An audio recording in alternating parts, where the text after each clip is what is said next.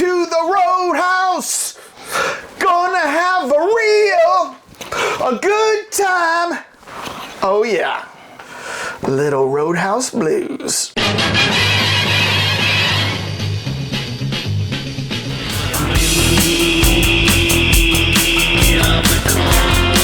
are the Cult Lords.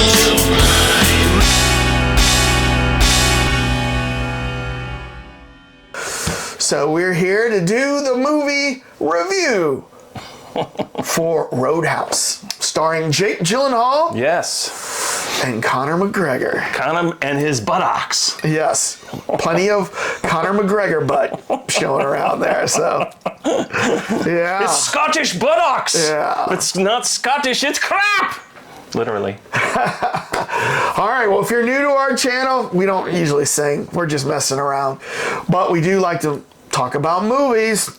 So if you like movies, make sure you hit subscribe. Make sure you like this video. And then tell us in the comment what you thought about this movie, Roadhouse, 2024 version, as opposed to 1989's version. Yeah, I know. We're going to actually talk about both of them because not only did we watch the new Roadhouse, but then we decided, you know what? Let's revisit the classic and see how it compares and contrasts. So we'll talk a little bit about both. And you did that first. I wasn't originally planning on rewatching it because I was kind of like, but then I'm like, you know what? I really want to see what the differences were. I know why. In my mind, what? I know why you watched it. Because I said, I forgot how much sex is in this. Right. Probably. How much nudity is in this? And I'm like, really? I guess I need to revisit this movie. And boy, were you right. Yes. Some breakfast.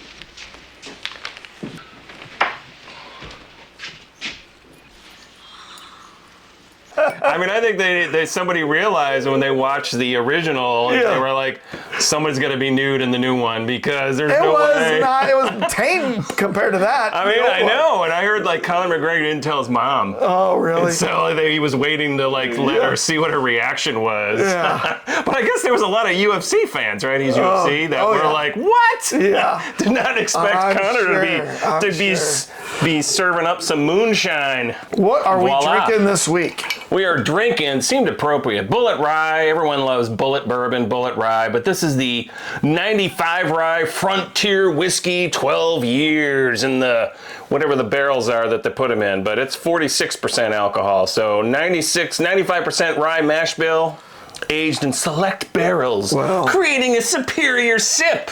I've already put in a couple pieces But of it ice. is a spicy beverage, just like this movie is from a Roadhouse standpoint. I could easily see either one of the Daltons drinking this puppy, although most of the time they just had black coffee. Yeah. That's what Dalton had. Yeah. So, all right. Well, if you haven't seen the movie Roadhouse, we've got something we need to tell you. Spoiler alert! We're about to go into heavy spoilers. We're going to talk all about Roadhouse and Roadhouse 90 or 89. So if you haven't seen either one of them and you don't want either one of them spoiled, A double spoiler. hit this pause button. Go and watch Roadhouse on Prime Video. Where did we see the other Roadhouse? It was on HBO Max? Oh, was it on Prime also? Well, you are right. It is on Max. Yeah. You can get it on Prime too. Okay. I think they waited, and then all of a sudden they realized, wait, HBO is getting all this extra money. Yeah. So then they put it up. So yeah, you can watch it on the original one on HBO Max or Prime, and then once you do that, come back, watch this review with us, see if you rated the movie as highly or lowly as we did. So now I say we let it roll, baby, roll. All right, start this thing. On to the movie review. Now, before we review the movie, we always like to feel what's out there, what's going on, what's the general zeitgeist feel about this movie, what's the general population say, the Gen Pop. So we like to incorporate the Rotten Tomato scores and see how people thought about this. Now, are we doing both? Because I haven't looked at either one. We could do both. But I don't know. Okay, so let's just start with... We're not rating both. We're not rating both. We're just rating the new one. So, okay, Roadhouse 2024. We'll start with that. What do you think the critics gave that? I'm going, I think they were actually favorable for some reason. I'm going 87 for that. And what do you think the audience thought? 92. 92? I think these two are kind of in the same vicinity. All right, so the critics gave it a 59%. Oh my God! Yes. I am so off. Yes. 59? 59. Man, I don't know. Sometimes I don't understand what the critics are going after. It's usually up to the fans to tell it like it is. All right. So the fans gave it a 54%. No. Look at that. Oh my God. Yes. Crap. Crap on a Can I rewrite my score? No, you don't let that influence I you. know. Well, all right. to that point, I had no idea. 59. I mean, I am gobsmacked. So I know. I just saw that with you. I didn't look at these scores until just right now. Yeah. So you're gonna have like a 57 on yours, right? Let's see. Better not be in the middle. Let's see what Roadhouse. Well, so let's go. I'll guess 1989. See, I think a lot of people are nostalgic, but that one, I mean, say the storyline was better, but so I'm going to say the critics on that one was like 79. Okay. And then the audience is like 85. Okay.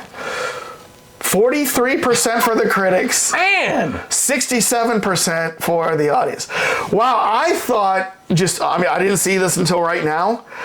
I thought this was going to easily be over 80% for the fans. Easily.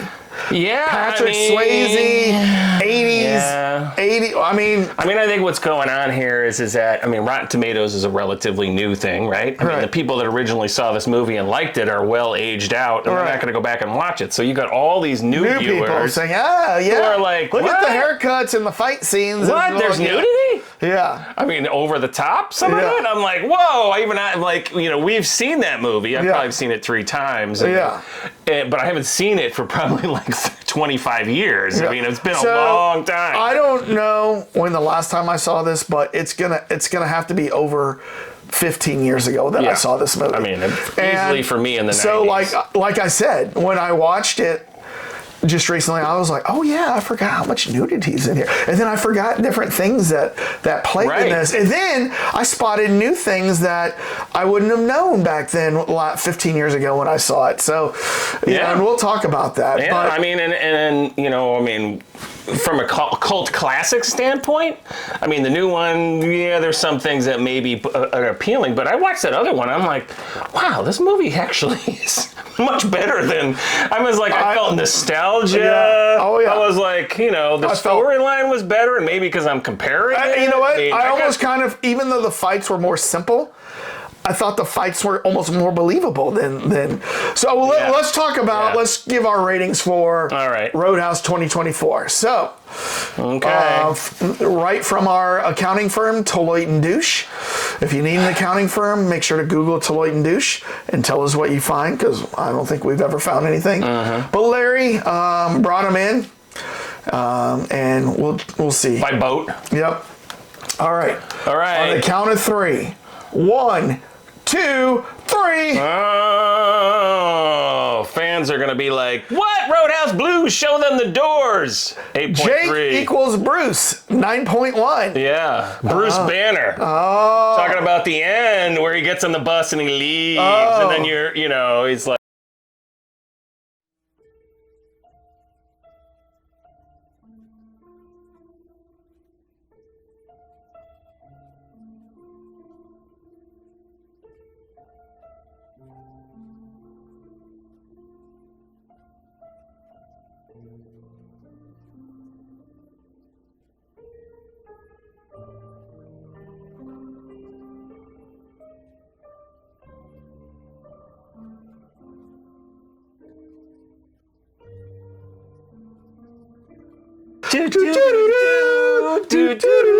with his one single bag that he's been carrying around with him. On the count of 1, 2,3. 3.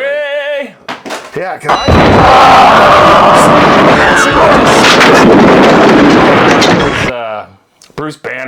Bruce Banner. But on that note, I mean, I felt element of Reacher in this a little bit. Like, he shows up, he cleans up the town, and then he's like, I'm out of here. No one knows me. Yeah. But let's talk about the differences. Oh, well, how much do you want to talk about the differences? Because there was definitely, it's like the nugget is there of the two storylines, but there were some key differences in how we both like the new one. Yeah. You gave it a 9.1. I gave it an 8.3. I enjoyed it. I enjoyed it. I was very entertained. But then after going and seeing the second one, or the original, I like the original better. I will agree. I would have. This one I was a 9.1. I would have said like the first one was a 9.3. Yeah, I would give the first one like maybe a 9.1.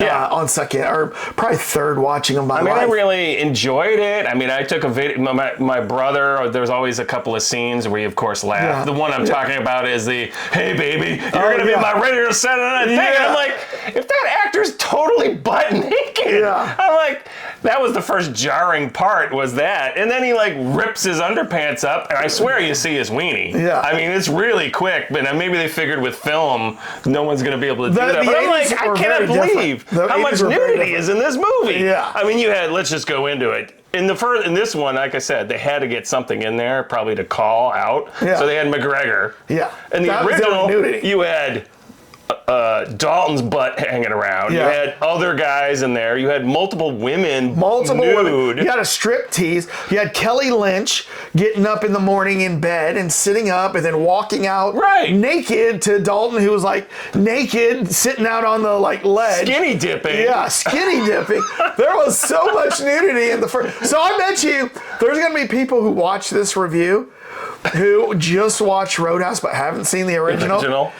When you find out how much nudity is in that first one, you're going to go watch it, I guarantee. I know. I mean, I'm kind of like I said, I think somebody realized, wait a minute, we need to like pay homage to that first movie. And then remember in the trailer review that we did, a reaction of this, I brought up the original and I said, when I was like, 19, Kelly Lynch, man, she was like on my, wish list if I ever met a movie You had star. the poster on your ceiling in your bedroom? I didn't have that, but if I could have had a Kelly Lynch poster. So let me ask, did you have a poster in your room? Because I did. Did you have one poster of somebody in Not in high school, because I don't think my parents would have let. So I had sports posters. But in college and post-college, I had like Jenny McCarthy. Ooh. And I had a Stephanie Seymour poster, and a Cindy Crawford, maybe. I had Heather Thomas in the white bikini. Heather Thomas, okay. On the back of my door. So you mean Heather Locklear? No, the one from The Fall Guy.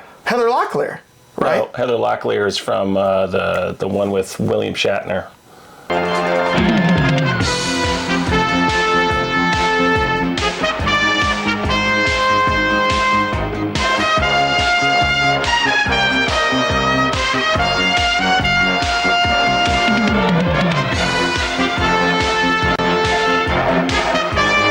She was the cop in that. Heather Thomas is the one in The Fall Guy. Okay. I know, I agree with you. They're very close looking. But believe me, I stared at that poster for many years. Okay. It was on the back of my door. And the thought that my mom will never notice, because when you open the door, it's closed. Yeah. You put it up. And I don't think she noticed for many years. You know what? What's funny is when I left college and I moved in with my parents for like a year before I moved back out, I brought the Jenny McCarthy poster in the bikini, and I had that up on the back of the door. But like, I think my dad and mom saw it, but right. I don't think guys today, kids don't do that today. They don't put girl posters up. I don't know. I mean, Does your boy do it? No, he doesn't. Yeah. But, kids these days, well, and not touching on that particular thing. I mean, that first movie, with no way would that get remade now the way it is, because it was R. This one was not R, right? Was it PG-13? I don't know. It was a prime thing. I mean, the only thing they really had in this was like swearing and smoking and drinking.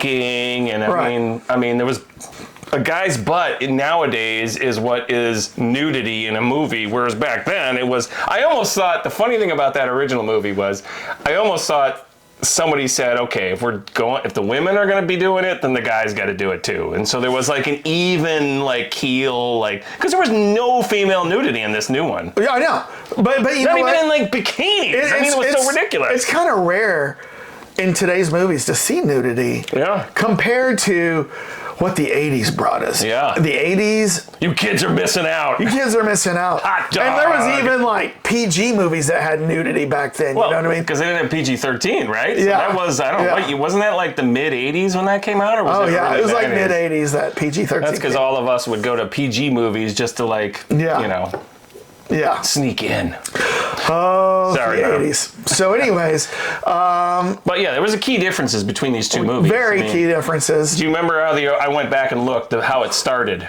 You know, it was in the original one. He's in a bar. He's an established guy. I mean, the character was completely a different type of scenario. I mean, he's an established guy, and in fact, I would say, and they did this in both of them, that the Daltons are not the main characters from a classic standpoint, because in the first one, remember the Kevin T guy or whatever? Yeah. He's The bar going owner? through. Yeah, he's trying to find the guy he wants to hire. And Jake is, I keep saying Jake, Dalton is running the bar. He's the man in charge. He's just sitting there watching this guy work. And he's like, I want to hire that guy. I need to clean up my bar. Right. Well, technically, that's the main objective of the movie. Right.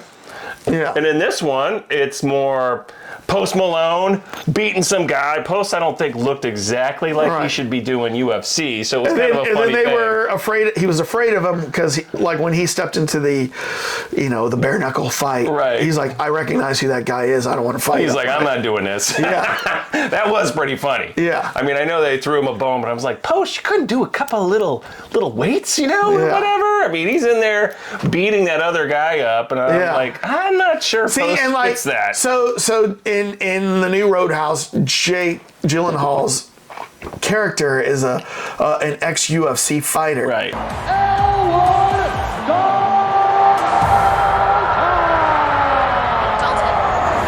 So it kind of makes sense, how he knows how to fight. In Patrick Swayze's case, I was like wondering, was he military? Was he like he was just a bouncer at other bars where he accidentally killed somebody once bouncing. And so that was kind of hanging over his head. But they really don't explain like how he knows. I mean, obviously he's out doing David Carradine Tai Chi in the morning. Yeah. But I'm like, that doesn't necessarily make you tough. But, and never mind the fact that a lot of times they had him up against much bigger guys. Yeah. And I was like, wow, I forgot how kind of petite, for lack of a better word, Patrick Swayze is. I mean, Jake went full on with the muscle and everything. I mean, he made it realistic. Yeah. Like, you were like, okay, he really knows what he's doing. Right. Whereas Patrick, who has a dancing background and all this, his was more like... Yeah, it's like a tiny waist, wearing like some nice tailored slacks, what I mean? Those weren't, what do they call them, Caravicis? Z Caravici? Z Caravici. Yeah. There was a lot of pleats going on. I remember having some Z Caravicis. Oh, I didn't have any. Oh, really? Yeah, but I mean, it was like, that was the one thing about that movie is all the fashion's kind of back in. I mean, pleated pants are totally like in right now. So I wouldn't be surprised if this kind of generates all of a sudden the younger generation who are like, what? I can look like that in pleated pants and boxy shoulders and... So let's go to the new one and let's talk about that. He makes his way down to the Keys. That's another difference. Yeah. He's in the Florida Keys. Patrick was in the Ozarks of Missouri. I know. And when he goes down to Jasper, originally the guy goes, it's right outside of Kansas City. And I'm like, right out Jasper? And it's 2 hours away from Kansas City, but it's more right outside of Joplin, Missouri. If you're driving fast. Yeah. Joplin, Missouri, which is not far from Springfield, Missouri, which is where I grew up and went to high school and went to college, is in the Ozarks of Missouri. Yeah. So Jasper, not too far away from Noel, Missouri, which I had mentioned before, where we used to go to this bar called Shadow Lake, and I met Tommy Morrison there. But yeah, so I could see this little roadhouse in Jasper, Missouri. So But so in the new one, they're in the Florida Keys, and it was called. That was another thing I forgot about. In this one, it's called the Roadhouse. Right. That one was called the Double Deuce. Yes. And I was like, the Double Deuce. Like there was a lot of stuff that struck me as like pleasantly surprising. Like, oh, like they didn't call it the Roadhouse like this one. There's a lot of stupidity in this one. I will agree. I mean, it's still entertaining. But there's a bad guy in the town. I'm Ben Brandt. You You must be Dalton. Yeah. who owns the sheriff, who's making the bar, or actually wants to take over the bar. In the original one, the bad guy is like owns the town and shakes down every business He's in the basically town. the mafia boss. I swear to God, boss, I'm sorry. You disgust me, O'Connor. You want to know why you disgust me? No, why, boss? Because you're a bleeder. You bleed too much. You are a messy bleeder. In town without ever saying that. But yeah, I mean, I agree. In this one, they want to build a giant resort where her perfect, Jessica Williams. Yeah, Jessica Williams. I mean, that was one thing. They brought her in, but then she didn't do anything. Yeah, she was. I think she was kind of much of a character. Yeah, but in the original one, the Kevin Teague guy, I mean, he had an active role the whole time. And you know what's so funny? She didn't really do anything the whole time. So the Kevin Teague guy, he normally plays bad guys. So at the beginning, I was kind of thinking he was going to be a bad guy. That's what I thought too. Yeah. Because in my mind, I'm like, he's the bad guy. Yeah. But then I'm like, wait a minute. He's not the bad guy. He's the good guy. The guy who's the bad guy is Ben Gazzara. Yeah. Brad Wesley. And you know what? You know who he dresses like in this movie? The Miami Vice guy? No. He dresses like Belloc from Indiana Jones. Yeah, you're right. He's got the hat. And I was like, because for a second I was like, is that Belloc? So I had to go look. And they're two different actors, but he looked a whole lot like him. I forgot. What year is Raiders? Like 83. Okay, so yeah, I agree with you. That's true. He did dress a lot like him in the linen outfits he would wear. He was wearing a lot of linen. Yes. Dress shirts and linen pants. And Dalton, I mean, you know, he was in that one. I mean, in this one, he was wearing a shirt like this almost the entire time. Yeah. I don't remember him ever changing his shirt. Yeah. Right? That one, he was pretty stylish. He had like a loose suede blazer he wore over all the time. I do like how in the opening, in both situations, both Daltons have to perform their own surgery and stitch themselves up, right? Right. And then the main, love interest is always the nurse at the hospital that they have to go visit, right? It's the doctor. They're both doctors. The doctor, excuse me, yes. Come on. Yeah. If she's going to be nude, Kelly Lynch gets to be a doctor, and this one's called Danielle Melchior. She plays Ellie. Melchior. Yeah. She was in a lot of different movies, by And the Kelly way. Lynch plays Elizabeth Clay, so she plays Ellie too. She was in, Daniela was Yura, and also Ratcatcher 2. In the Fast movies. So in the original one, you got Sam Elliott, who plays Wade Garrett, and he's like the legend. You got a skinny little runt named Dalton working here. And there is nobody really to help out Jake Gyllenhaal in this new one.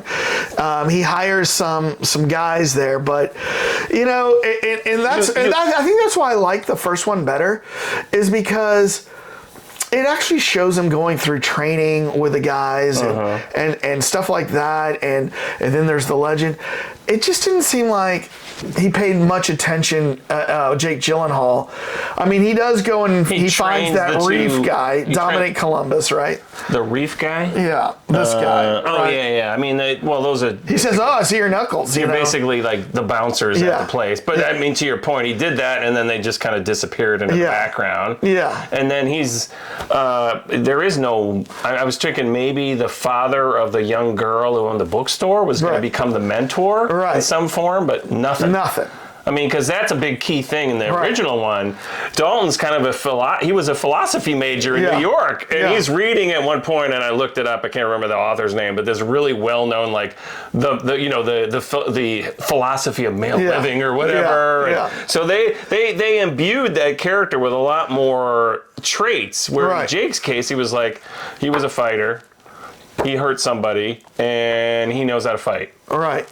I mean, you don't know his food. You don't know what he drinks. Right. Well, he did give him coffee. Yeah, black coffee. Yeah. So it was almost like somebody was like rewriting like a James Bond and trying to touch on certain points of the original, but then really didn't like give it enough story and character development. Right. So... I don't know. I mean, I was still entertained. I mean, it moved fast. It did move fast. So. And, I mean, I think Conor McGregor, he was very enjoyable in this movie. Looky here, our own little octagon. What? Who taught you shapes? Yeah. He was just funny. I mean, I know his prowess as a UFC fighter and his kind of personality outside the ring. He was perfect for this movie, so he comes in as the big heavy, right? But it's interesting because the main bad guy in this, Billy Magnuson, it was Ben Brandt. Ben Brandt. But technically, it's his dad. It's his dad out of jail. That brings in Colin and this is why McGregor. I think what they ended up doing, and then why this movie suffered, was because they're setting it up for another movie. Oh. And so his dad's going to come out of jail, and he's going to be the big heavy, the big boss in the new one, but you got Colin McGregor's back. Right. Although they didn't really make enough of a thing after the big fight scene. Let's go into that whole big fight thing where there's, it was great. I watched it multiple times because I'm like, oh, that was cool. And he like stabs him, but you in your mind, you're like, well, he's dead. Mm-hmm. I mean, these guys gotten stabbed with like multiple things. And then at the very end, I mean, he sits up and, he probably said, yeah, I'll do the movie, but you can't kill me. Right. And I'm telling you, that's what he. Yeah. And then that's the big surprise reveal in the post credits. All of a sudden he's like beating his way out of the hospital because and then he's showing recovered. his butt again on the way out. Showing his butt again on the way out. Yeah. So, I mean, they totally set. That's why I was like, this is Reacher. This is the Hulk. I mean, they're setting it up for the next one. And that because, the Billy Magnuson character was. He was okay, but he was kind of like the snide. They reversed the role from the first one. The first one, the dad was the bad guy, and the other guy was the son, was like the ultimate fighter. And this one, this guy wasn't a fighter whatsoever. He was just like this rich trust fund kid. He was like, my daddy's gonna kill me if I can't build the hotel on your restaurant. Don't you think if they went in there, they never showed this scene, and they said, I'll give you $10 million. Don't you get a sense she would leave, maybe? Yeah. I mean, I know they backed it up with her family and all that, but it's like they never showed any scene where she went and even the dog's not happy with this. Yeah. Phantom, be quiet. Shh. So anyways, I do love the son in the original one. He's got the black kind of mullet, you know what I mean? And got that stare, he stares the whole time. That guy, I'm like, I don't recognize him from like other movies, but that guy the whole time he's like staring at him the whole like you can't escape the stare. I know. It was he had like a was that a shark tooth? He was wearing a necklace that was like a shark tooth neck to go. He could have been like one of the lost boys that would say, "Hey, Michael, what are you eating?" Eat maggots, right? But anyways, that guy, he goes, "Oh, I used to screw guys like you in prison." To Patrick Swayze, remember he said that? I was like, what? I was like, that line, I don't. That line cracked me up. I know there was a lot of that. Was that Marshall Teague? Well, actually, we've completely glossed over the music. Yes. The original one, I completely forgot. I mean, I remember music Jeff being Healey Band. Yeah, Jeff Healey Band. I just forgot that he was a character in the entire movie. I mean, that was another element that this one didn't have. They didn't bring any they should have had something brought in. I mean, they tried to have them do the token here's the chicken wire and people are throwing drinks at this place and I mean, it was just like why? Well, and I don't know those bands. Did you recognize any of them? Yeah. So this is one of the aha moments that I had. So when they open up at the original bar that Patrick Swayze's at, the music sounds really familiar. And then they focus in on the guy who's singing. And I'm like, oh my God, that's Tito from Tito and Tarantula, which is one of my favorite albums up there.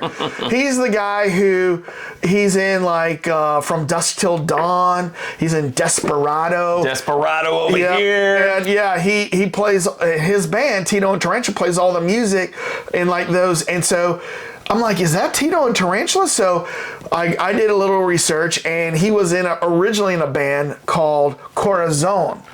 And so that was... Which is the band that's on the album. That's the band on the album. Soundtrack. Yeah, and they're playing their song, and then that band broke up, and then he went on to make Tito and Tarantula. So, and to your point on that, in that first movie, they made him a personality. They focused in on him. And this one, they were kind of like, let's get some different bands that are, weird looks about them or unique looks or, I really wish they would have gotten a real band, to play in there, like the Jeff Healey band. Well, I assume all those were really well-known bands. Yeah. Just they gave them mini roles. And I was like, why didn't you just pick the one band with the white-haired guy and everything and just have him be the house band? I mean, give him some personality. Like Jeff Healey had a lot of speaking lines, and I know, I forgot about that. Yeah. He was basically a major character in that movie. I mean, because he was buddies with Dalton, and I don't know, maybe they figured once they got him, they're like, okay, well, he's blind.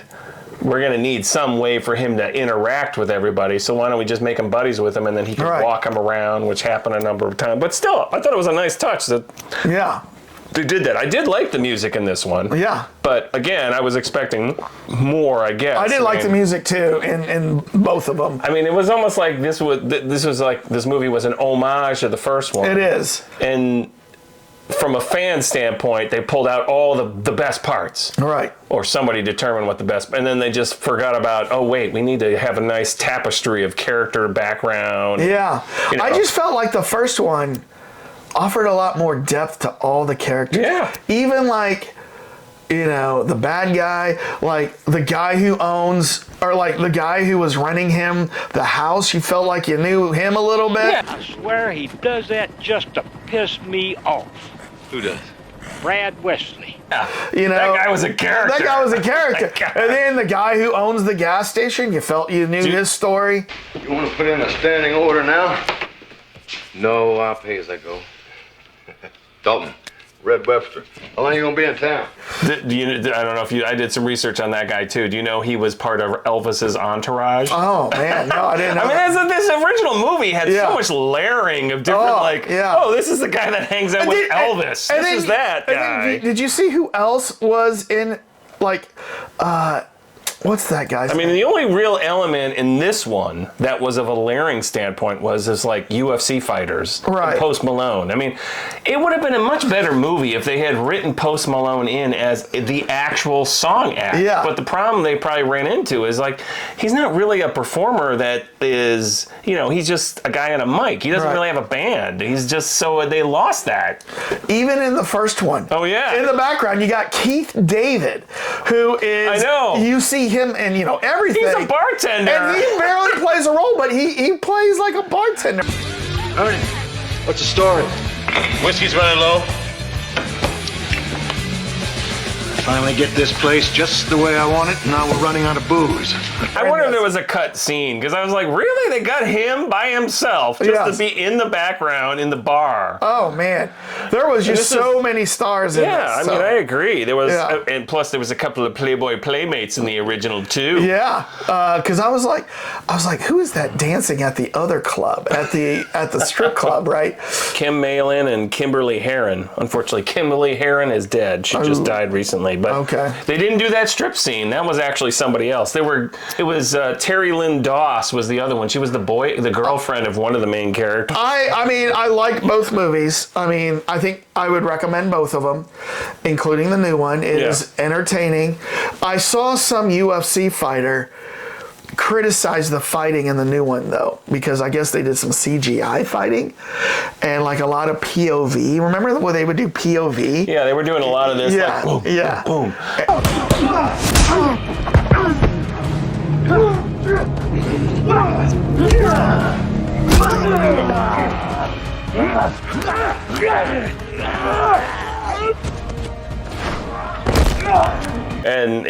But I actually thought that was fine. I thought it added an extra element to it that we were like, oh, okay. Yeah. Well, we feel like we're getting pulled into this a little bit more. Yeah.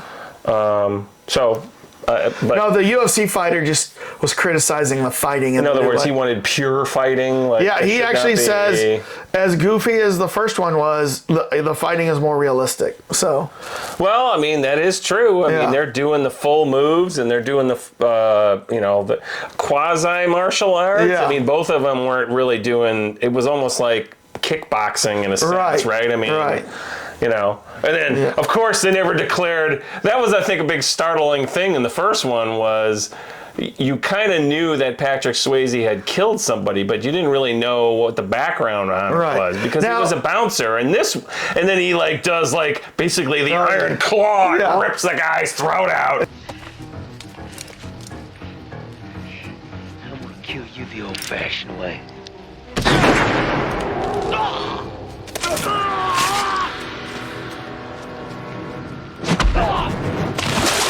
Yeah. And this one, Jake, is a fighter, but does he have a move or whatever? I mean, he's just really good at slapping people. I don't know. That's hardly fair. Why, it's not fair. Oh, I just slapped you. Are you alright? What?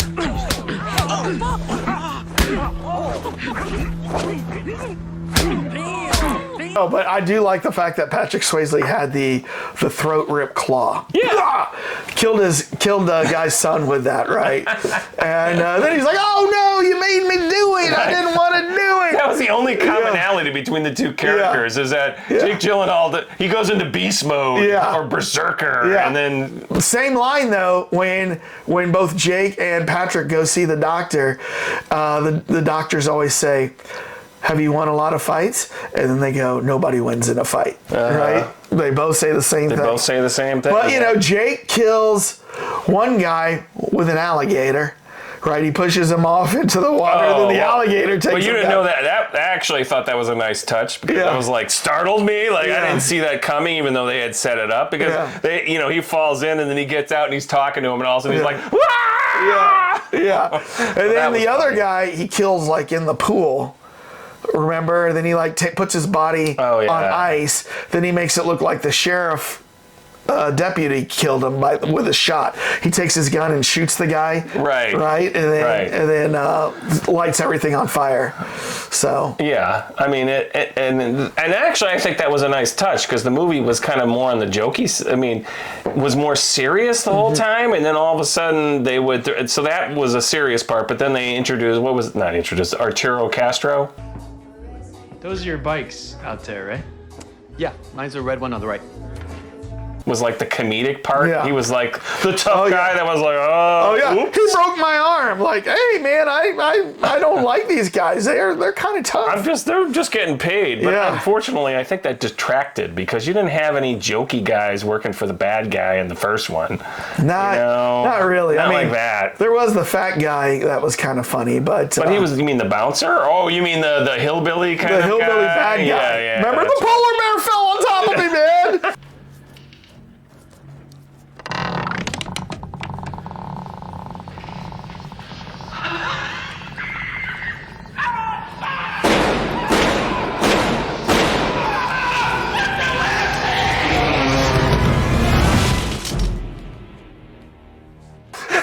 Weird thing. I was like, there's a lot of odd things in this movie. The polar bear falls on a guy and knocks him out. And then like all the local businessmen basically killed the bad guy. Yeah, I mean, so Patrick Swayze didn't have to. This is our town, and don't you forget it.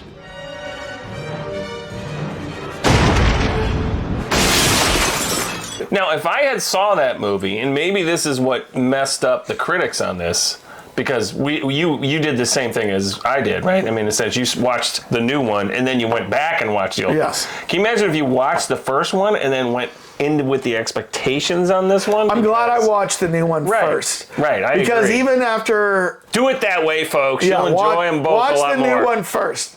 Because I really do think the older one is better. A little bit better. I mean, not worlds better, but a little bit better. But it just has more depth. It has more character. Has a little bit more realism. And of course, it has more nudity. Swing, swing. I mean, that was. I was kind of surprised plus. too that Patrick's place is right across the street from the bad guy. Yeah, right. Literally like a nice little riverboat over there, and I'm like, what? Yeah. I thought they would do something like that. I mean, they kind of brushed on that in this one with he's living on a boat, and then the guy's driving a giant boat around and all that. And you know what was so? I don't know about you, but like as I was watching the original one. like I felt more involved, or like I was getting mad, like just kill these guys. You know, these guys are in there, and then they set fire to the guy's gas station, and I mean, like I'm like, I go John Wick on these guys. Go John Wick on these guys. I'll kill them. I'll kill them all. Yeah. Right? They And made them bad, evil guys. You're right. In this one, they made the bad guys all kind of jokey. Yeah. You know, I mean, you got, if they didn't do, like, for instance, if McGregor came in without all the butt stuff. Right. And just went full on the way he was, I think that, to your point, that would have been more like those guys. Right. You know? Yeah, because think about this. I mean, like when the bad guy in Patrick Swayze's version, they kill Sam Elliott, and you're like, what the? They killed Sam Elliott, and they were like, they have a knife in him. They have a knife in him with, you know, saying, oh, he lost the eeny meeny miny mo. Yeah, it was tails. Yeah, and then they burn down the guy's gas House, station, which is the uncle. They tear down the car dealership. Yeah, in the middle of town. In the middle of town. They drive the giant Bigfoot through. Each one of these is enraging me more. Yeah. Like, if it was me, I'm thinking, if all this happened to me, and I saw like one of my best friends die, the father of the girl I like, I'm going to kill. And I agree with you. In this movie, this one suffered because there wasn't any ultimate like desperation. Yeah. I mean, you know, I mean, really, what they probably should have done is they should have brought the Jessica character in and maybe had her get kidnapped, or you know, I mean, like beat up. She didn't even get like touched the entire movie. Or you know what? I hate to say it, like the dad of the daughter at the bookstore. Yeah. Have him get killed. And because like I said, in the first one, a series of events happened that kept enraging you, and you were like, "Go kill these guys! Go kill them all!" I agree. And like I just didn't feel that with the second one, right? I know, it was more of just like, I'm entertained. Yes. They basically turned it into one long cage match. Right. And nobody dies in the end kind of thing. I mean, ironically, nobody dies. Right. Right? Does No, I mean... Who dies? Well, Jake killed the guy in the pool and whatever. Yeah, the minor henchman. But didn't the bad guy's son die? I think he died. Well, but Jake didn't kill him. Right. Colin McGregor broke his neck.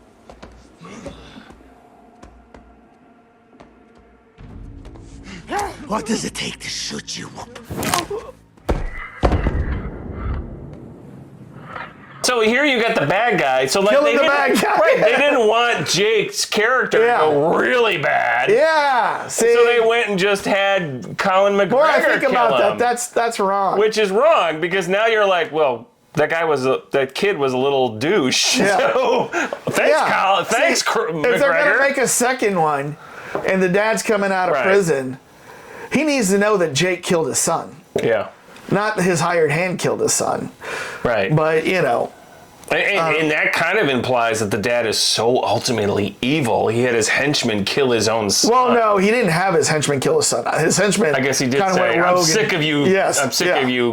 He went there to help the son, but he just got sick of him. So. Yeah, right. He went rogue. Yeah. But I don't know. Yeah. But I agree. But both movies were good. Yeah. I think one was a little bit better. Yeah, obviously the first one We'll was probably better. get a sequel, right?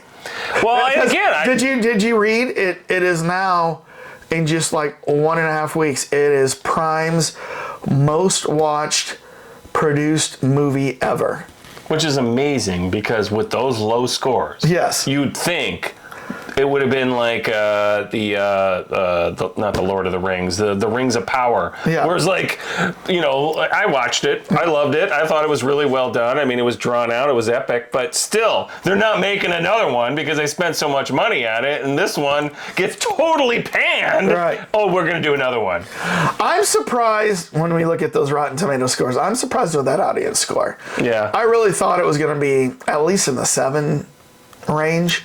You know, the 70s. I agree. Not. I mean, you know, 5.4. Probably what the problem was lukewarm with so many people. Like the UFC fighters wanted more. Right. The Jake Gyllenhaal fighters wanted more. You know, people the people that loved the original movie wanted more, and they didn't satisfy anybody. Let me ask you this: did you buy the love story between Jake and the other girl, the doctor? In this one, no. Because they didn't set it up. They weren't nude together. There was they no did kiss. They did kiss one time, yeah. Oh, there was no skinny dipping. Right. There wasn't like... Well, you don't need skinny dipping. Well, but I mean but that's there was no intimacy in this entire thing. I mean, they never... Well, first of all, the Patrick Swayze love scene with Kelly Lynch, where he picks her up against the wall, like one of the hottest... Well, and that, I was 80s, like, right? wow, I'm surprised they're showing this because what does it have to do with the storyline? It's just showing how hot those two characters are. Patrick Swayze, the women were loving it. Kelly Lynch, the guys were loving it. In some ways, I'm wondering if that's what they were trying to appeal. Like, we need to get a little more ladies and tone this down a little bit because it's such a man's movie. And this one, I would love to hear from like a woman's perspective who has seen both of them. Yes, there is nudity. There's the strip club. There's other nudity. There's the guy in the back room. But then there's the Kelly Lynch, Patrick Swayze moment. But didn't you prefer that love story over the new love story? Yeah. I sure did. I mean, they seemed like they were at odds with each other the whole time in the new one. She was like arguing with him the whole time. Like, I don't know what you are. Where are you? And then the dad shows up. The sheriff is the dad, right? Yeah. I want to know if you thought this was a little weird. Do you think Sam Elliott was really firing on Kelly Lynch in the diner when they danced and he was like, it was totally he's like, I would love to take you and make you mine right now, and I'd love to shoot my shot, I mean, I don't know. They were trying. And then Patrick Swayze's like, well, if you can take her from me, I guess she's yours, right? You know what I mean? I mean, I think that's like the 1980s version of male, like they know each other. Yeah. She seems super friendly, But and the funny thing about those two is that he was supposed to be this kind of old bouncer who's kind of over the hill and everything. There was only a 6-year difference between the two of them age-wise. Oh, really? Yes, he was. He looks older, though. I know. Sam Elliott was 43. Right. And what's his name was 7-year was just turned 36. Well, Patrick Swayze looks 35, and Sam Elliott looked 55. I know. And in this one, Jake is 42. Wow. So, I mean, it's the funny thing is like how much time has changed people. I know. And Sam Elliott perpetually looks old. Yeah. I mean, but they bring a guy in who's only 6 years older and make him look like he's more like in his 70s, Yeah. Although he was a pretty sprightly 70-year-old. Well, I'd love to hear from the Coat Lords viewers. First of all, what did you think of the new one? What would you rate this? 1 between 100. You got our scores, 91 and 84%. What do you think? I think 83. I put 83. What did you think? Are you in between Dane and I? Are you below us? Are you above us? And then, do we suck? If you've watched the older one recently, like I'd say within the last year, which one do you think was better of the two? Do you go nostalgia or do you go with the new? Do you go with Swayze or Gyllenhaal? Do you go with, Kelly Lynch's 7-inch bangs?